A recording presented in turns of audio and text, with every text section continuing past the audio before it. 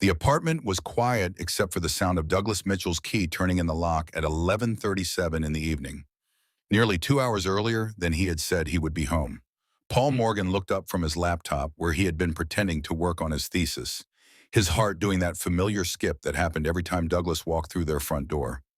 Douglas stepped inside, his dark hair slightly disheveled from the October wind, his cheeks flushed from the cold. He was wearing that navy blue sweater that made his eyes look impossibly green, and Paul felt his breath catch the way it always did when Douglas looked particularly handsome. "Hey," Douglas said softly, closing the door behind him. "You waited up." It was not a question, and there was something in Douglas's voice that made Paul's stomach flutter with nervous energy. Something warm and pleased, and maybe a little surprised. "Of course I did," Paul replied, closing his laptop and setting it aside. "You asked me to." Douglas stood there for a moment in the entryway, just looking at Paul with an expression that was difficult to read. His hands were still in his coat pockets, and he seemed almost hesitant. "How was your date?" Paul asked, though the words felt like gravel in his throat. He had been dreading this question all evening, preparing himself to hear about how wonderful Patricia Foster was. But Douglas's expression shifted, something almost like relief crossing his features. "It was," he said slowly, "not what I expected." Paul felt a spark of hope that he immediately tried to squash. Douglas had been dating Patricia for 3 weeks now, and Paul had been watching from the sidelines, offering advice and support like the good friend he was supposed to be, all while his heart broke a little more each day. To understand how they arrived at this moment, we need to go back to the beginning. 3 months earlier, Paul had moved into the spare room of Douglas's apartment after his previous living situation had fallen through. He had known Douglas since college, though they had never been particularly close back then. Douglas had been the confident, charismatic guy who seemed to have everything figured out, while Paul had been the quiet, studious one. When Paul had posted desperately on social media about needing a place to live, Douglas had messaged him immediately. "I have a spare room," he had written. "Move in whenever you want." Paul had been hesitant at first. Living with someone he found attractive seemed like a recipe for disaster, and he had been harboring a small crush on Douglas since their senior year of college. But his options had been limited, and Douglas had been so genuinely kind that Paul had found himself agreeing. The first month had been surprisingly easy. Douglas was neat and considerate, always asking before he used Paul's food and never leaving dishes in the sink. Their schedules complemented each other well, and they had fallen into a comfortable routine. Paul had thought he was managing his feelings well until the night Douglas had come home from his first date with Patricia, glowing with excitement. "She is amazing," Douglas had said, flopping down on the couch next to Paul. "We went to that new Italian place on 5th Street, and we talked for 3 hours. I have never had a conversation flow that easily with someone I just met." Paul had smiled and nodded and asked all the right questions, even though each detail felt like another small wound. Patricia was a graphic designer who loved hiking and had read all the same books as Douglas. She was funny and smart and beautiful. "That sounds wonderful," Paul had managed to say. "I am happy for you." And he was, in a way. He wanted Douglas to be happy, even if it meant watching him fall for someone else. But that night, lying in bed and staring at the ceiling, Paul had realized that his feelings for Douglas had grown far beyond the manageable crush he had convinced himself he had. The next few weeks had been a special kind of torture. Douglas would come home from dates with Patricia full of stories and questions. He would ask Paul for advice about what to text her, what to wear, where to take her for their next date. And Paul, because he was a good friend and because he loved Douglas enough to want him to be happy, had helped. All the while, Paul had been dying inside, watching the man he loved fall for someone else and being asked to facilitate it. But he had gotten very good at hiding his feelings. The shift had started 2 weeks ago, though Paul had not recognized it at the time. Douglas had come home from a date with Patricia looking troubled instead of happy. "Everything okay?" Paul had asked. Douglas had been quiet for a long moment. "Yeah," he had said finally. "I think so. It is just, I do not know. Something feels off." Paul had set his book aside, giving Douglas his full attention. "What do you mean? Patricia is great," Douglas had said. "She is everything I should want in a girlfriend. She is smart and funny and beautiful, and we have so much in common." "But," Paul had prompted gently, But I keep feeling like something is missing, Douglas had admitted. Like I am going through the motions without actually feeling it. Does that make sense? Paul had felt his heart skip. It makes perfect sense, he had said. Sometimes the chemistry just is not there, even when everything looks perfect on paper. Douglas had looked at him, then, something searching in his expression. Have you ever felt that way, he had asked? Like you were trying to force something that should feel natural all the time, Paul had said honestly. That night, Douglas had stayed on the couch, and they had talked until nearly 3 in the morning about relationships and expectations. It had been one of the best conversations of Paul's life. The next week had been different.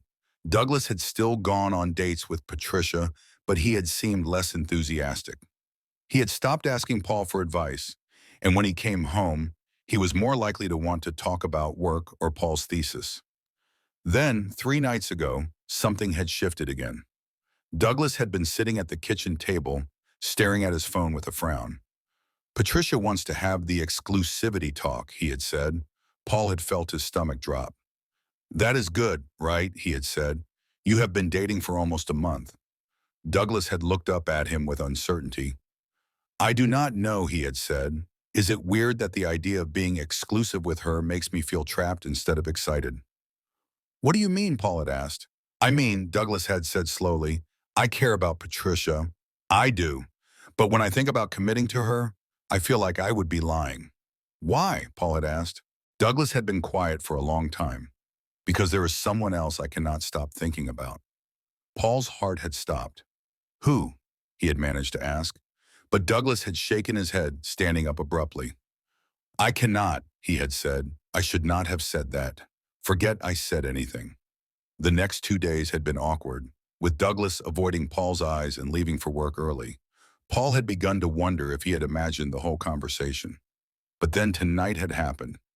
Douglas had come home from work looking nervous and determined, and he had asked Paul if he would wait up for him. I'm going to dinner with Patricia, he had said. I need to talk to her about some things. Would you wait up for me? I would really like to talk to you when I get home. Of course, Paul had said, though his heart had been hammering. Everything okay? Douglas had smiled nervously. I hope so, he had said. I really hope so. And now Douglas was home 2 hours early, standing in their living room and looking at Paul like he was trying to solve a puzzle. So, Paul said carefully, what did you want to talk about? Douglas finally moved from the entryway, shrugging out of his coat. He walked over to the couch but did not sit down, instead standing behind it with his hands gripping the back. I broke up with Patricia, he said quietly. Paul felt his world tilt slightly. Oh, he said, trying to keep his voice neutral. Are you okay? Douglas let out a shaky laugh. I think so, he said. Actually, I think I am more okay than I have been in weeks. What happened? Paul asked. She asked me if I was ready to be exclusive, Douglas said. And when I tried to say yes, I realized I could not do it. I could not lie to her like that. Paul's heart was beating so fast he was sure Douglas could hear it. Why not? Because, Douglas said, and his voice was so soft Paul had to strain to hear it. Because I am in love with someone else. The words hung in the air between them, and Paul felt like he could not breathe. Paul, Douglas said, and the way he said Paul's name made something flutter in his chest. Can I sit down? Paul nodded, and Douglas walked around the couch and sat down next to him. Close enough that Paul could smell his cologne, could see the nervous flutter of his pulse at his throat. I need to tell you something, Douglas said, and I need you to let me get through it before you say anything. Okay, Paul nodded again. The someone else I cannot stop thinking about, Douglas said, his voice gaining strength, is you. Paul felt the world stop spinning. He stared at Douglas, sure he had misheard. I know this probably comes as a shock, Douglas continued. I know we are roommates and friends, and I know I have been dating Patricia and talking to you about it, which was probably incredibly unfair. But Paul, I cannot pretend anymore that what I feel for you is just friendship. Paul opened his mouth to speak, but Douglas held up a hand. Please, let me finish, Douglas said. I think I have been lying to myself for months about what I wanted. I kept dating Patricia because she seemed like what I should want. But every time I was with her, I found myself wishing I was with you instead. Douglas took a shaky breath. The night we talked until 3 in the morning, that was when I realized I was in trouble. I realize that I have never felt as comfortable with anyone as I feel with you. I have never wanted to share every part of my day with anyone the way I want to share it with you. Paul felt tears prick at his eyes, but he did not dare move. I know this changes everything, Douglas said, his voice breaking slightly. I know it makes living together complicated, and I know it might ruin our friendship, but I could not keep lying to Patricia, and I could not keep lying to you, and I definitely could not keep lying to myself. Douglas stopped talking then, and the silence stretched between them. Are you? Paul said finally, his voice hoarse. Are you saying that you have feelings for me? Douglas let out a sound that was half laugh, half sob. Paul, he said, I am saying that I am completely, utterly, hopelessly in love with you. Paul felt something break open in his chest, something that had been locked away for so long he had forgotten it was there. Douglas, he said, and his voice was shaking now too. I know it is a lot, Douglas said quickly. I know it is complicated, and I do not expect you to feel the same way. I just needed you to know. Paul reached out then, his hand finding Douglas's where it rested on the couch. Douglas looked down at their joined hands in surprise. Douglas, Paul said again, and this time his voice was steadier. Look at me. Douglas raised his eyes to meet Paul's, and Paul saw his own hope and fear reflected back at him. I have been in love with you since the day I moved in here, Paul said, and watched Douglas's face transform with shock and disbelief and something that looked like joy. I have been in love with you, and I have been trying so hard to be a good friend and support you with Patricia, even though it was killing me. Douglas's grip on Paul's hand tightened. You, he said, his voice barely a whisper. You love me. I love you, Paul confirmed, and saying the words out loud felt like taking his first real breath in months. I love the way you sing in the shower even though you cannot carry a tune. I love the way you make coffee for both of us every morning without being asked. I love how kind you are, and how funny you are, and how you always know exactly what to say when I am having a bad day. Douglas was staring at him like he could not quite believe what he was hearing.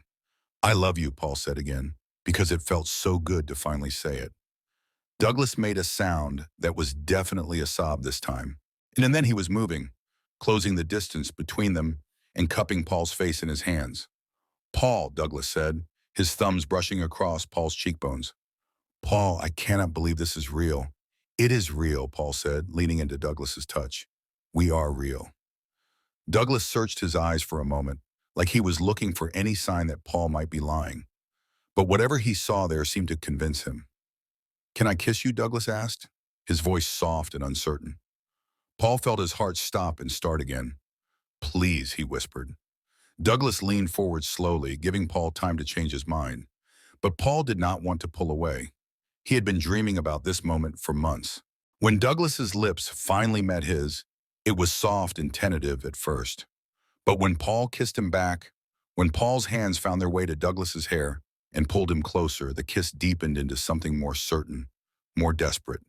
Paul had kissed other people before, but nothing had ever felt like this. Nothing had ever felt so right, so natural, so much like coming home. Douglas kissed him like he was something precious, something worth waiting for. When they finally broke apart, they were both breathing hard, their foreheads pressed together. Wow, Douglas said, his voice shaky. Yeah, Paul agreed. Wow, they sat there for a moment, just looking at each other, and Paul felt like he was seeing Douglas clearly for the first time.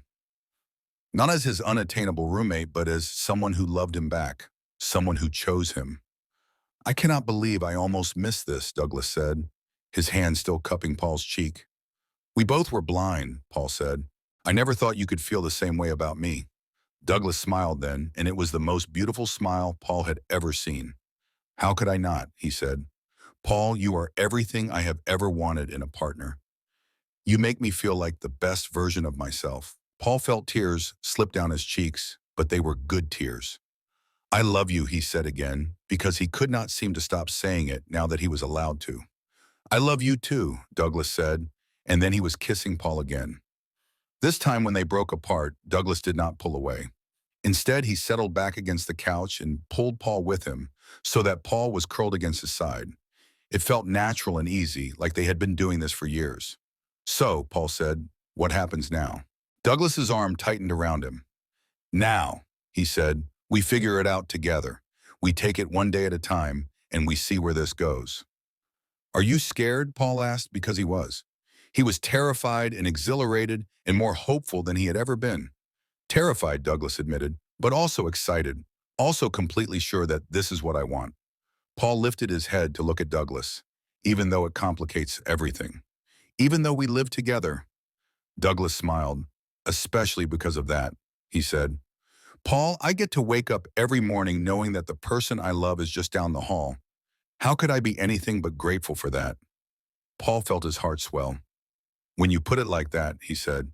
Besides, Douglas said, his fingers playing with Paul's hair, I think we have been doing the relationship part for months without realizing it. The only thing that is changing is that now we get to kiss about it. Paul laughed, and it felt like sunshine breaking through clouds. I like the kissing part, he said. Me too, Douglas said, and leaned down to prove it. They spent the next hour on the couch, talking and kissing and marveling at how easy it felt, how natural. Paul told Douglas about all the times he had wanted to reach for him but had held back. Douglas told Paul about all the moments when he had caught himself staring. Eventually, they migrated to the kitchen, where Douglas made them both tea, and they sat at the table where Douglas had first admitted there was someone else he could not stop thinking about. I owe Patricia an apology, Douglas said. I was not fair to her. I should have figured this out sooner. You were trying to do what you thought was right, Paul said. Douglas nodded. I was, he said. But I think part of me knew from the beginning that it was not going to work. What were you scared of? Paul asked. I was scared that you did not feel the same way, Douglas said. I was scared that I would ruin our friendship. I was scared that I was reading too much into the way you looked at me sometimes. Paul reached across the table and took Douglas's hand. I was scared of all the same things, he said. We are both idiots, Douglas said. But he was smiling. Complete idiots, Paul agreed. But we figured it out eventually. They finished their tea and cleaned up together, moving around each other with the same easy familiarity they had always had. But now there was an added element of awareness, of possibility. When they were done, they stood in the kitchen looking at each other, and Paul felt suddenly uncertain about the practical realities. So Paul said, how do we want to handle the sleeping arrangements? Douglas's cheeks flushed slightly.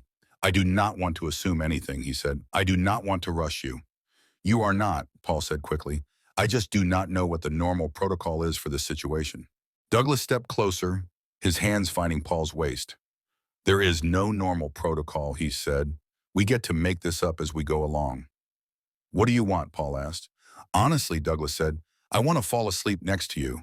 I want to wake up next to you, but only if that is what you want too. Paul felt his heart skip. That is exactly what I want, he said. So they went to Douglas's room together, and it felt both momentous and completely natural. Douglas lent Paul a t-shirt to sleep in, and they brushed their teeth side by side like they had done dozens of times before, except now Douglas kept catching Paul's eye in the mirror and smiling. When they finally settled into Douglas's bed, Paul was nervous for about 30 seconds before Douglas pulled him close and all his anxiety melted away. This was Douglas, his Douglas, the person who made him laugh and listened to his problems and brought him coffee every morning. I cannot believe this is my life now, Paul said, his head on Douglas's chest. Good different or bad different? Douglas asked. The best different, Paul said. I feel like I have been holding my breath for months, and I can finally exhale. Douglas's arms tightened around him. I know exactly what you mean, he said. They talked quietly for a while longer, sharing intimate thoughts and feelings. Paul told Douglas about the night he had almost moved out because watching him with Patricia had become too painful. Douglas told Paul about the morning he had woken up from a dream about him and realized he was in love.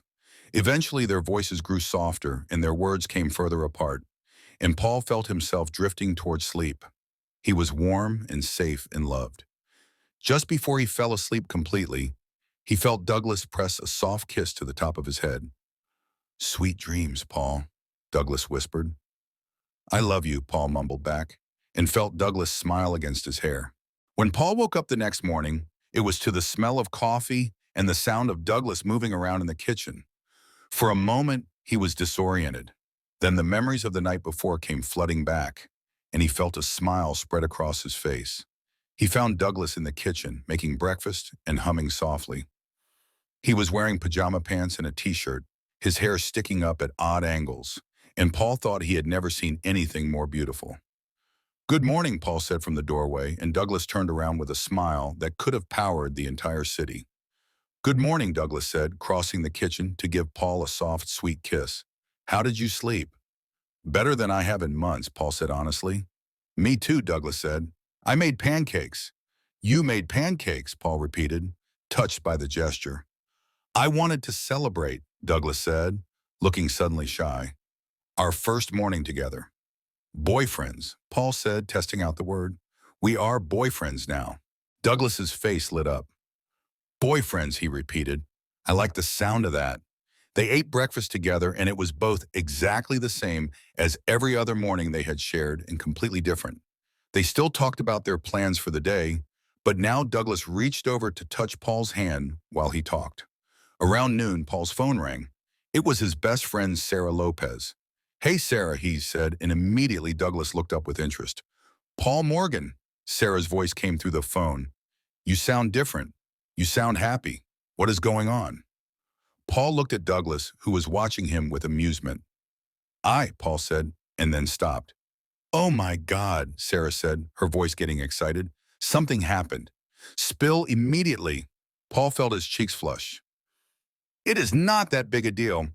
"Paul Morgan," Sarah said threateningly, "if you do not tell me what is going on right now, I'm going to come over there." Douglas was grinning now. He mouthed the words, "Tell her" at Paul. Paul said, and then took a deep breath. "I am dating someone." "What?" Sarah shrieked. "Who? When? How?" "It just happened," Paul said, laughing. "Last night, actually." "Last night," Sarah repeated. "Who is it? Do I know them?" Paul looked at Douglas again. "It is Douglas," Paul said. There was a moment of silence. Then Sarah said, "Douglas, your roommate Douglas." "Yes," Paul said. "Your gorgeous roommate Douglas, who you have been pining over for months," Sarah said. "He is not straight," Paul said, and Douglas laughed. "He is not straight," Sarah shouted. "I want every single detail." Paul spent the next 20 minutes on the phone with Sarah, telling her an edited version of the night before while Douglas listened and occasionally added commentary. Sarah was thrilled and demanded to meet Douglas properly as Paul's boyfriend. When Paul finally hung up, Douglas was looking at him with a soft smile. "That went well," Douglas said. "She is excited to meet you as my boyfriend," Paul said. "I am excited to meet her as your boyfriend," Douglas said. "I am excited to meet everyone as your boyfriend." Paul felt his heart skip. "You want to tell people?" he said. Douglas looked surprised. "Of course I do," he said. "Paul, I am proud to be with you. I want the whole world to know that I am lucky enough to be loved by you." Paul felt tears prick at his eyes again. "I love you," he said. "I love you too," Douglas said, and leaned over to kiss him. The rest of the day passed in a blur of happiness. They went grocery shopping together, and Douglas held Paul's hand in the produce aisle like it was the most natural thing in the world. They cooked dinner together, and Douglas kept finding excuses to touch him, to steal quick kisses. That evening, they were back on the couch when Douglas's phone rang. He looked at the screen and his expression grew serious. "It is Patricia," he said. Paul felt a flutter of anxiety. "Are you going to answer it?" "I should," Douglas said. "I owe her a real conversation." Douglas answered the phone and stepped out onto their small balcony. Paul tried to focus on his book, but he could not help watching Douglas through the glass door.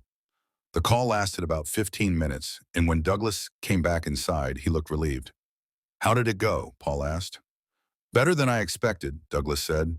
"She said she had been feeling like something was off too, and that she was not entirely surprised. She thanked me for being honest instead of stringing her along." "That is very mature of her," Paul said. "She asked if there was someone else," Douglas said. "I told her yes, but I did not tell her who. I figured that was private." Paul felt a rush of gratitude. "Thank you," he said. "She said she hoped we would be happy together," Douglas said. "She seems like she is going to be okay." Paul felt relief wash over him. "So," Paul said, settling back against Douglas's side, "we are really doing this." "We are really doing this," Douglas confirmed. "No more pretending," Paul said. "No more pretending," Douglas agreed. "No more hiding how I feel about you." "What am I?" Paul asked, curious to hear how Douglas would define their relationship.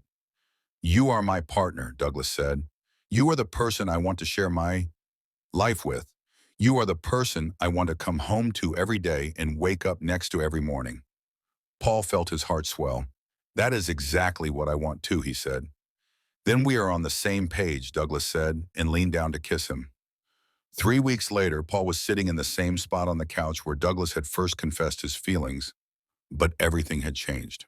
The apartment felt warmer somehow, more like home, and Paul realized it was because he no longer had to hide his feelings. They had settled into a new routine that felt as natural as breathing. They still shared coffee in the mornings, but now Douglas would kiss Paul goodbye before leaving for work. They still cooked dinner together, but now they would dance around the kitchen, Douglas spinning Paul around and making him laugh. Paul had met Douglas's coworkers at a happy hour the previous week, and Douglas had introduced him as my boyfriend Paul with such pride that Paul had felt like he was glowing. Douglas had met Paul's thesis advisor and several of his graduate school friends, charming them all.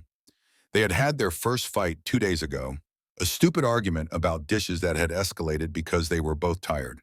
But they had worked through it, had talked about what they were really upset about, and had apologized. And Paul had realized that even fighting with Douglas felt different, because underneath the frustration was the absolute certainty that they would work it out. Now Paul was waiting for Douglas to come home from a work dinner, reading but mostly just enjoying the anticipation of seeing him. When he heard Douglas's key in the lock, Paul felt the same flutter of excitement he had felt that first night, except now it was mixed with the comfortable certainty of being loved in return. Hey, Douglas said as he came through the door, and his whole face lit up when he saw Paul. There is my favorite person. Paul set his book aside and stood up to greet Douglas properly, wrapping his arms around him and breathing in the familiar scent of his cologne. How was dinner, Paul asked. Long, Douglas said. Boring. I kept thinking about how much more fun it would be if you were there. You could have brought me, Paul said. Next time I will, Douglas said. I want to bring you to everything. Paul felt his heart skip. I love you, he said. I love you too, Douglas said, and kissed him softly. How was your day? Paul told Douglas about his research breakthrough, and Douglas listened with focused attention. Then Douglas told Paul about his work dinner, making Paul laugh with his impressions of his coworkers. Eventually, they made their way to the kitchen where Douglas heated up leftovers while Paul made tea. They sat at the kitchen table, and Paul marveled at how natural it felt. I have been thinking, Douglas said as they finished eating. About what? Paul asked. About us, Douglas said, about how happy I am and how right this feels. Paul smiled. I have been thinking the same thing. I know it has only been 3 weeks, Douglas said, and I do not want to rush anything. But Paul, I cannot imagine my life without you in it. I cannot imagine wanting to be with anyone else. Paul felt his breath catch. What are you saying? I am saying that I know this is it for me, Douglas said. I am saying that I want to build a life with you, whatever that looks like. Paul felt tears prick at his eyes. I feel the same way, he said. Douglas, you are it for me too. Douglas reached across the table and took Paul's hand. So we are doing this, he said. We are building a life together. We are building a life together, Paul confirmed. They cleaned up the kitchen together, moving around each other with easy familiarity. But now there was an added layer of intimacy, of belonging. Later, as they were getting ready for bed, Paul caught sight of himself in the bathroom mirror and was surprised by what he saw. He looked happy, genuinely happy, in a way he had not seen in his own reflection for months. What are you thinking about? Douglas asked, appearing behind him and wrapping his arms around Paul's waist. I am thinking about how different I look, Paul said.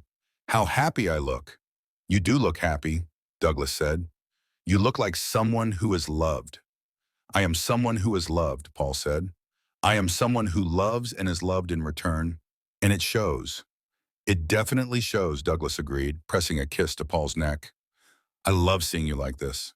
You are not just part of it, Paul said, turning in Douglas's arms. You are all of it. You are the reason I look like this, the reason I feel like this. Douglas cupped Paul's face in his hands. I love you, Paul Morgan, he said. I love you more than I knew it was possible to love someone. I love you too, Douglas Mitchell, Paul said. I love you enough for a lifetime. They went to bed together, curled up in the same position they had been in that first night, but now it felt like the most natural thing in the world. Paul listened to Douglas's breathing slow and even out as he fell asleep, and he thought about how much had changed in such a short time. Paul thought about that night when Douglas had asked him to wait up, how nervous and hopeful he had been.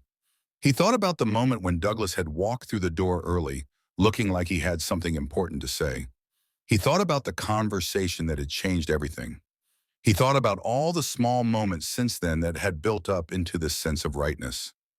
The way Douglas sang in the shower, and how Paul no longer had to pretend he did not love the sound. The way they reached for each other in their sleep. The way Douglas looked at him when he thought Paul was not paying attention. Paul thought about the future, about all the mornings they would wake up together and all the evenings they would come home to each other. He thought about the life they would build together, one day at a time. Most of all, he thought about love, about how it had felt to keep it secret and how it felt now to live it openly. He thought about the courage it had taken for Douglas to break up with Patricia, to admit his feelings, to risk everything for the chance at something real. As he drifted off to sleep, Paul felt a deep sense of gratitude for the series of events that had led them here, for Douglas's willingness to be honest, for his own decision to wait up that night, for the conversation that had changed everything. He was grateful for the love that had grown quietly between them over months of shared mornings and late-night conversations. He was grateful for the courage they had both found to risk everything for the chance at happiness. But most of all, he was grateful for Douglas, for the man who had asked him to wait up and then had come home early just to see him, just to tell him the truth. The man who had looked at him like he was something precious, something worth fighting for. Paul fell asleep that night with Douglas's arms around him and the certain knowledge that he was exactly where he belonged. He fell asleep knowing that tomorrow would bring another day of this happiness, another day of being loved and loving in return. The next few months passed in a blur of happiness and discovery. Paul finished his thesis with Douglas's support, and Douglas got a promotion that he celebrated by taking Paul out to dinner. They went on weekend trips together, exploring small towns and learning new things about each other. They met each other's families, and Paul watched Douglas charm his parents. Douglas's mother pulled Paul aside at their first family dinner and told him she had never seen her son so happy. They moved into a bigger apartment together, one with 2 bedrooms that they converted into a home office for Paul and a workshop for Douglas's woodworking hobby. They painted walls together and picked out furniture together. They had more fights because that was what people in real relationships did, but they learned how to fight fair, how to listen to each other, how to apologize and forgive and grow stronger. They celebrated their 6-month anniversary by going back to the Italian restaurant where Douglas had first taken Patricia. But this time Douglas was there with the right person. As they walked home from dinner, hand in hand, under the streetlights, Douglas stopped suddenly. "What is it?" Paul asked. "I just wanted to say thank you," Douglas said. "For what?" Paul asked. "For waiting up for me that night," Douglas said. "For being brave enough to love me back. For building this life with me." "Thank you for coming home early," Paul said. "Thank you for being brave enough to tell me how you felt. Thank you for choosing me." Douglas smiled and pulled Paul into a kiss right there on the sidewalk, and Paul thought about how different this moment was from that night 6 months ago when he had been sitting on their couch, convinced that his love was hopeless. Now he knew better. Now he knew that love was not hopeless at all, that it was the most powerful force in the universe, capable of changing everything in the span of a single conversation. 1 year later, Paul was once again sitting on their couch, but this time he was not alone. Douglas was next to him, their legs tangled together as they watched a movie, and Paul felt the same sense of contentment he had felt every day since that night when everything had changed. They had been through so much together in the past year. Paul had graduated and started teaching at a local college. Douglas had been promoted again. They had weathered family drama and work stress and the normal ups and downs of building a life together. But through it all, they had remained solid, committed to each other and to the relationship they were building. They had learned each other's rhythms and habits, had figured out how to give each other space when they needed it and how to come together when they needed support. Paul looked around their living room at the pictures on the walls and the books on the shelves and the little signs of their shared life everywhere, and felt overwhelmed with gratitude. "What are you thinking about?" Douglas asked. "Just this," Paul said, gesturing around them. "Us. How happy I am." Douglas smiled and pulled Paul closer. "I am happy too," he said. "Happier than I ever thought I could be." "Do you ever think about that night?" Paul asked. "The night you came home early and told me how you felt?"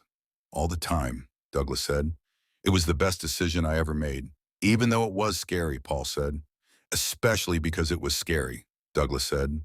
"The best things in life usually are." Paul thought about that, about the courage it took to reach for what you wanted, to risk everything for the chance at happiness. He thought about how different his life would be if Douglas had not been brave enough to confess his feelings. "I love you," Paul said, because it was true and because he could say it now whenever he wanted. "I love you too," Douglas said, and kissed him softly. Always. They settled back into watching their movie, but Paul found himself thinking about the future again, about all the years they had ahead of them, all the adventures and challenges and joys they would share. He thought about other people who might be sitting alone right now, convinced that their love was hopeless, waiting for someone to come home to them. He thought about all the love stories that were just beginning, all the moments of courage that would change everything. And he thought about how grateful he was to be living his own love story, to have found his person, to have been brave enough to reach for what he wanted and lucky enough to have it reach back.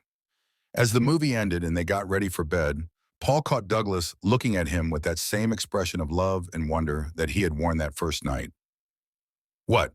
Paul asked, smiling. "Nothing," Douglas said. "I just love you. I love this life we have built together." Paul felt his heart skip the way it still did every time Douglas said something like that. "I love you too," he said. "I love that you asked me to wait up for you that night." "Best decision I ever made," Douglas said. And Paul knew he was talking about all of it, about choosing love over fear, about choosing Paul over the safe path. "Best decision we ever made," Paul corrected, because it had taken both of them to get here. They went to bed together, curled up in the same position they had been in that first night and every night since, and Paul listened to Douglas's breathing slow and even out. He thought about how much had changed since that night when Douglas had asked him to wait up, and how much had stayed exactly the same. He still felt that flutter of excitement when Douglas came home every day. He still felt grateful every morning when he woke up next to him. He still felt amazed that this was his life. But now he also felt the deep security that came with time and commitment and the daily choice to keep choosing each other. He felt the confidence that came with weathering storms together. He felt the peace that came with knowing that this was not just a beautiful moment, but a beautiful life they were building together. As Paul drifted off to sleep, he thought about that night one more time, about the series of small choices and moments of courage that had led them here. He thought about Douglas asking him to wait up, about his decision to say yes, about the conversation that had changed everything. He thought about how sometimes the most important moments in your life happen quietly, in your own living room, with the person who mattered most. How sometimes the biggest changes came not from grand gestures, but from simple honesty, from the willingness to be vulnerable, from the courage to reach for what you wanted. And he thought about how grateful he was for all of it, for every moment that had led them to this point, for every choice that had brought them together, for every day they got to spend building this life they had chosen. 2 years after that first night when Douglas had asked Paul to wait up for him, they were hosting their first Thanksgiving dinner together. Paul was in the kitchen checking on the turkey, while Douglas set the table and arranged flowers. Their families were coming, along with Sarah and a few close friends, and Paul felt nervous and excited about hosting such an important meal. But every time he started to feel overwhelmed, Douglas would appear at his side with a kiss and a reassuring word. The apartment smelled like sage and rosemary, and Paul felt a deep sense of satisfaction at creating this warm, welcoming space for the people they loved most. He thought about how different this was from last Thanksgiving, when he had been single and lonely. Now he was the one creating that love, living it, sharing it with others. When everyone was seated around their table, Douglas stood up to make a toast. Paul looked around at the faces of their family and friends, all gathered in the home he and Douglas had built together, and felt overwhelmed with gratitude. "I want to thank everyone for being here," Douglas said, raising his glass, "for being part of our chosen family, for supporting us and celebrating with us. He looked at Paul then, and Paul saw all the love and gratitude he was feeling reflected back. But most of all, Douglas continued, I want to thank Paul for being my partner in all of this, for building this life with me, for making every day better just by being in it. Paul felt tears prick at his eyes, but they were happy tears. He stood up and took Douglas's hand. Thank you all for being here, Paul said. Thank you for celebrating with us and for being part of our story. He looked at Douglas. And thank you, Paul said, for asking me to wait up for you that night, for coming home early just to see me, for being brave enough to tell me how you felt, and for building this beautiful life with me. Everyone raised their glasses, and Paul felt the warmth of being surrounded by love. As they sat down to eat the meal they had prepared together, Paul thought about how this was what he had always wanted without fully realizing it. The conversation flowed easily around the table, stories and laughter, and the comfortable rhythm of people who knew and loved each other well. Paul caught Douglas's eye several times throughout the meal, and each time they shared a smile that spoke of shared memories and deep contentment. After dinner, as they were cleaning up, Paul's mother pulled him aside. I have never seen you this happy, she said, her eyes bright with tears. You and Douglas, you are perfect together. Thank you, Paul said, hugging her tightly. I feel pretty lucky. You both are, she said. What you have, it is special. Hold on to it. I will, Paul promised. Later that evening, after everyone had gone home and they had finished cleaning up, Paul and Douglas collapsed onto their couch, exhausted but happy. That was perfect, Douglas said, pulling Paul close. Our first Thanksgiving as hosts. It was perfect, Paul agreed. I love our life. Me too, Douglas said, pressing a kiss to the top of Paul's head. They sat in comfortable silence for a while, both lost in their own thoughts about the day, the year, the life they had created together. Paul thought about how far they had come from that night when Douglas had asked him to wait up. Do you remember, Paul said suddenly, that night when you asked me to wait up for you? Of course, Douglas said. Best night of my life. Mine too, Paul said. I was so nervous, sitting here waiting for you to come home. I had no idea what you wanted to talk about. I was terrified, Douglas admitted. I had no idea if you felt the same way, but I knew I could not keep pretending anymore. I am so glad you were brave, Paul said. Me too, Douglas said. I cannot imagine my life without you in it now. Paul turned in Douglas's arms so he could look at him properly. You will never have to, he said. You are stuck with me now. Promise, Douglas asked, and there was something vulnerable in his voice. Promise, Paul said, and sealed it with a kiss. 5 years after that first night, Paul was once again waiting for Douglas to come home. But this time it was different. This time he was waiting with a small velvet box in his pocket and a heart full of nervous excitement. They had talked about marriage before, had both agreed that they wanted to spend the rest of their lives together, but they had never made it official. Paul had been thinking about proposing for months, had been carrying the ring around for weeks, waiting for the perfect moment. Tonight felt perfect. It was the anniversary of the night Douglas had first told him he loved him, and Paul wanted to mark the occasion by taking the next step. He had cooked Douglas's favorite dinner and opened a bottle of wine. He had lit candles and put on the playlist they had created together over the years. When Douglas's key turned in the lock, Paul felt the same flutter of excitement he had felt that very first night, amplified by the anticipation of what he was about to do. Hey, Douglas said as he came through the door, and his face lit up when he saw the setup. What is all this? It is our anniversary, Paul said, standing up to greet him. 5 years since you first told me you loved me. Douglas's expression softened. 5 years, he repeated. Has it really been that long? It has, Paul said, wrapping his arms around Douglas. 5 incredible, amazing, life-changing years. They ate dinner by candlelight, talking about their favorite memories from the past year, their hopes for the future. Paul felt nervous energy building in his chest, but it was good nervous energy. After dinner, they moved to the couch, the same couch where they had first confessed their feelings. Paul felt the weight of the ring box in his pocket and took a deep breath. Douglas, Paul said, his voice slightly shaky, I need to tell you something. Douglas turned to face him fully, concern flickering across his features. Everything okay? Everything is perfect, Paul said quickly. More than perfect. That is actually what I wanted to talk to you about. He reached into his pocket and pulled out the small velvet box. and watched Douglas's eyes widen with shock. Paul, Douglas whispered. 5 years ago, Paul said, his voice gaining strength. You asked me to wait up for you, and you came home early just to tell me you love me. It was the best night of my life because it was the beginning of this, of us, of everything we have built together. Douglas was staring at the box in Paul's hands, tears already forming in his eyes. You changed my life that night, Paul continued. You made me believe in love, in the possibility of finding my person. You have continued to change my life every day since then, just by being you, just by loving me the way you do. Paul opened the box, revealing the simple, elegant ring he had chosen. I want to spend the rest of my life with you, Paul said. I want to wake up next to you every morning and come home to you every evening for the next 50 years. I want to build a family with you and grow old with you and love you through everything life throws at us. Douglas was crying now, but he was also smiling. Douglas Mitchell, Paul said, will you marry me? For a moment, Douglas could not speak. He just stared at Paul with an expression of pure love and joy and disbelief. Yes, Douglas finally managed to say, his voice thick with emotion. Yes, of course, yes. Paul, I love you so much. Paul slipped the ring onto Douglas's finger with shaking hands, and then Douglas was kissing him, and they were both crying and laughing and holding each other like they never wanted to let go.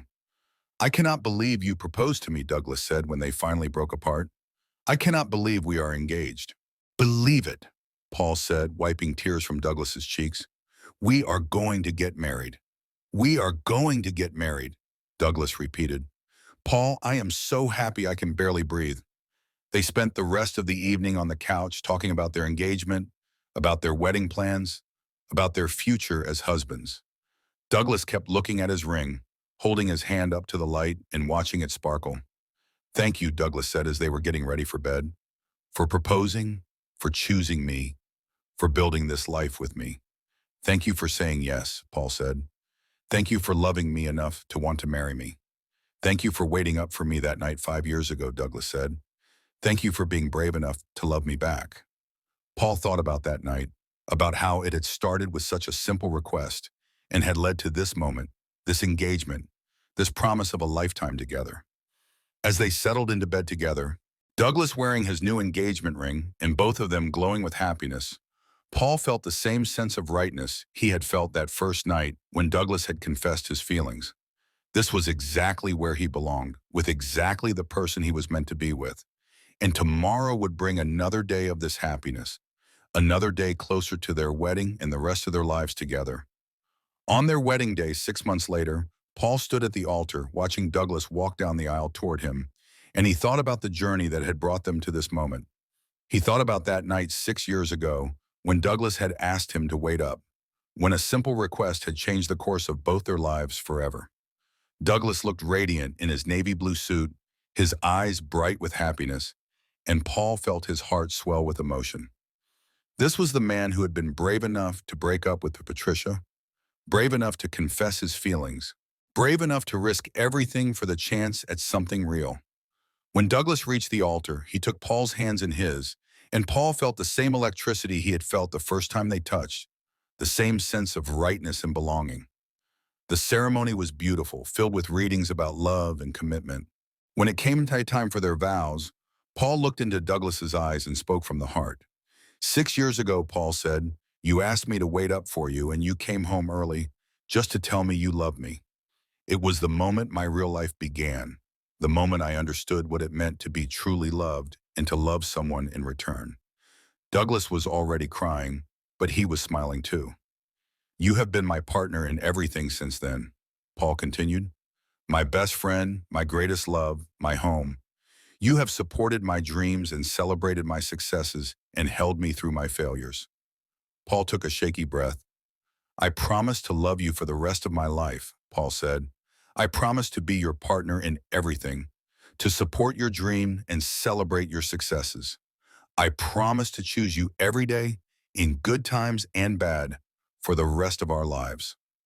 Douglas's vows were equally heartfelt, full of gratitude for the love they had found together and promises for the future they would build. When the officiant pronounced them married, when they kissed for the first time as husbands, Paul felt like his heart might burst with happiness. The reception was everything they had dreamed of, filled with dancing and laughter and the joy of being surrounded by everyone they loved.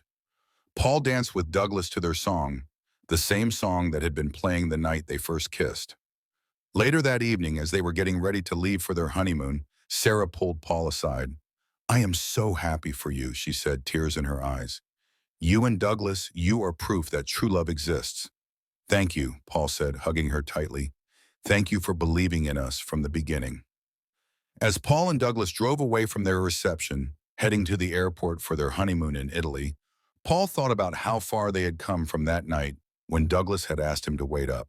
They had been friends then, roommates, two people who cared about each other but had no idea they were falling in love. Now they were husbands, partners for life, two people who had chosen to build a future together. "I love you, husband," Douglas said, reaching over to take Paul's hand as they drove. "I love you too, husband," Paul replied, and felt a thrill at the new title. They spent their honeymoon exploring the Italian countryside, eating incredible food and visiting ancient cities and falling even more in love with each other. They talked about their future, about the house they wanted to buy and the family they wanted to start. When they returned home to their apartment, now decorated with wedding photos, Paul felt the same sense of contentment he had felt that first night when Douglas had told him he loved him. This was home, this life they had built together. Years passed, and their love continued to grow and deepen. They bought a house with a big backyard and adopted a dog. They hosted holiday dinners and birthday parties, creating the kind of warm, welcoming home they had both always dreamed of. They supported each other through career changes and family losses, through moments of doubt and periods of growth. They learned that love was not just a feeling but a choice, a daily decision to keep choosing each other. On their 10th wedding anniversary, they renewed their vows in the same place they had gotten married, surrounded by the same family and friends. Paul looked at Douglas, now his husband of 10 years, and felt the same flutter of excitement he had felt that very first night. They had built a beautiful life together, full of love and laughter and the kind of deep contentment that came from being exactly where you belonged. And it had all started with a simple request, a moment of courage, and the willingness to be honest about their feelings. As they danced to their song at their anniversary party, Paul thought about that night one more time, about the series of small choices and moments of bravery that had led them here.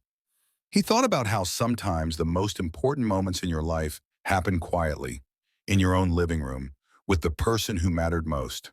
And he thought about how grateful he was for all of it, for every moment that had led them to this point, for every choice that had brought them together, for every day they got to spend building this life they had chosen. Paul understood that sometimes the most beautiful love stories were the ones that grew out of friendship and patience and the willingness to be vulnerable, and that sometimes the person you were meant to be with was right there all along, waiting for you to be brave enough to reach for them.